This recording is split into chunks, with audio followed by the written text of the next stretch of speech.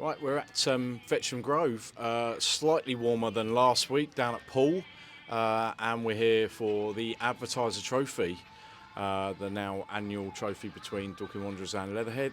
Mark, how are you today ahead of this? Big weekend football, yeah. Well, I mean, we're all looking forward to today, and we've been training now. We've just finished off third week. This will be our second game. Credit to Leatherhead. The pitch is resplendent, looks brilliant. They've cut the grass literally perfectly, and good to see, good to see our local friends and rivals putting such an effort in over here. Doing really well off the pitch. Unlucky last year not to get promoted. I'm sure that'll be a matter of time. But yeah, mate. So looking forward to the game.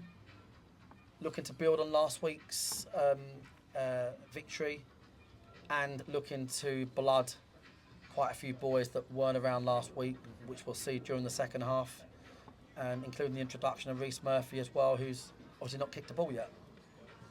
Yeah, obviously it is a big weekend of football, isn't it? So it's not just today, but and we will talk Yeah. about that in a minute.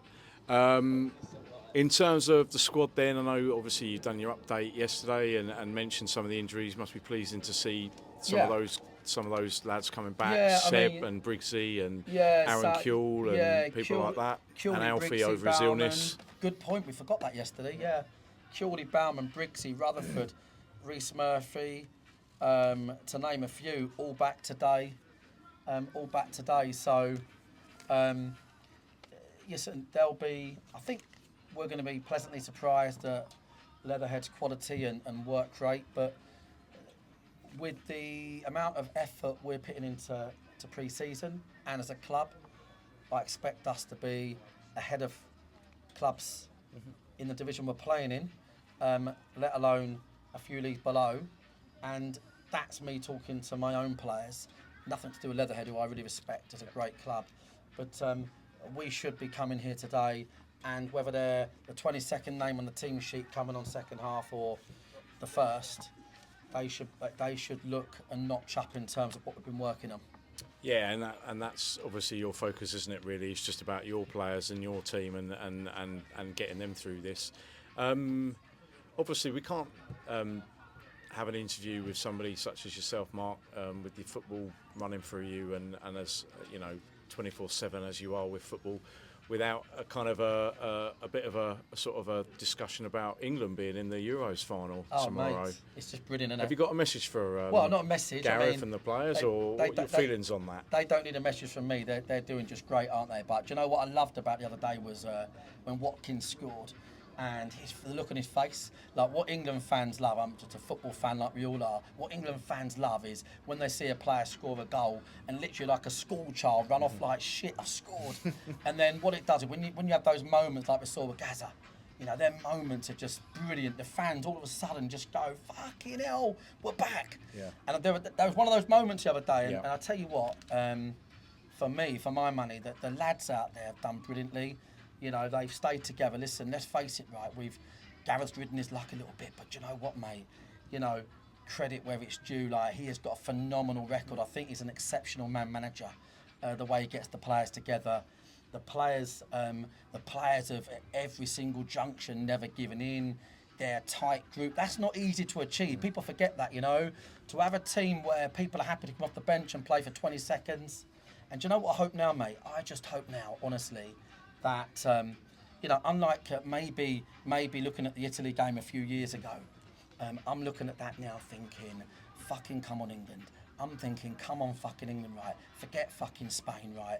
You know, I know we have to be aware of their tactical prowess and stuff like that, right? I get that, right? But you know what? There's no substitute for not letting them settle and getting in their faces. Them lads have got the ability and fitness and the momentum now, in my opinion, to not let them settle, to run all over Spain. And I really fucking hope they do. I hope they leave absolutely nothing out there.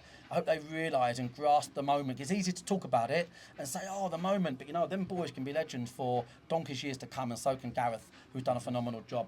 But I genuinely just fucking hope that they go out there and just leave everything out there, literally with a full intention of literally sucking their fucking Spanish eyes out. That's what I want to see tomorrow night. One last thing. Yeah. Because I know how much you love football. Yeah. And you love non-league football. Yeah. Just 3.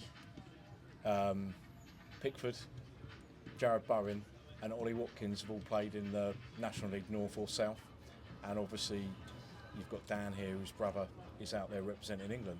Yeah. It's quite a nice little mix for those of us that are interested and love non-league football as well, isn't it? Yeah, you sort of look at it and like when Ollie Watkins scored that goal, the amount of tweets with him in a Western shirt, because it means a lot. It means a lot to him. Yeah. Because I think nothing against those boys, the privileged ones that have come through the academies, but you know, that Ollie scoring that goal in that situation, which is a goal of dreams of a lifetime. Literally, no matter what happens, right? He can only top it by getting the winner tomorrow, probably, and he might do, right? But you know, that little moment there inspires everybody. You know, when every manager is sending out players on loan this year, they'll say, listen, this is where you get a chance to go and prove yourself. You know, look at Ollie Watkins. You know, it's inspirational for everybody, management teams, and the fans love to see it as well. So, like I said, Bowen, Pickford, I mean, there'll be more than lads as well. And Connor's in touch with with Dan down here and that. But this is just brilliant. All the public want is England to leave everything out there. They don't want to go down with a whimper. They want to see, you know, if it gets a bit hairy, they want to see the attacking players off the bench. You know, they want to see us have a go at them. I'll be honest, I think we've looked really good when we've gone behind. Yeah. Very consistently. Every time we've gone behind, we've looked great. And that's a sign to me that they are maybe a tiny bit reserved. It's international football. You can understand why. And tomorrow rather, they'll be even more reserved because they'll be thinking, shit, it's Spain, but, you know, the job they're doing is phenomenal and they can write history. We'll leave it there. We'll leave it there, mate. Thanks very much, Mark. Cheers, mate.